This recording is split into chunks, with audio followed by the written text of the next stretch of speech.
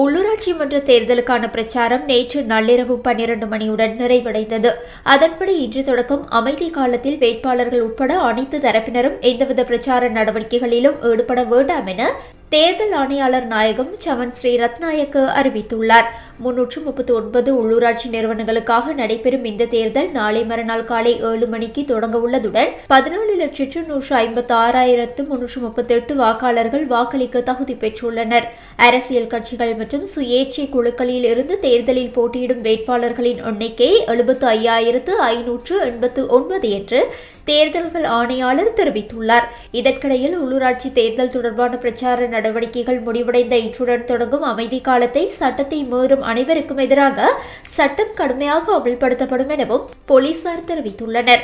அமைதி காலத்தில் சட்டவிரோதமாக சுவரொட்டிகள், பதாதைகள் அல்லது கட்டவுட்களை யாராவது காட்சிப்படுத்தி இருந்தால் அவை அகற்றப்படும் என்றும் போலீஸ் ஊடக பேச்சாளர் சிரேஷ்ட போலீஸ் அத்தியட்சகர் புத்திக மணதுங்க தெரிவித்தார். உள்ளூராட்சி மன்ற தேர்தலுக்காக 65,000க்கும் மேற்பட்ட போலீஸ் அதிகாரிகள் பணியில் ஈடுபடுத்தப்பட உள்ளதாக போலீஸ் ஊடக பேச்சாளர் மேலும் தெரிவித்துள்ளார். செய்திகளை உடனுக்குடன் தெரிந்து கொள்ள உடனே சப்ஸ்கிரைப் பண்ணுங்க.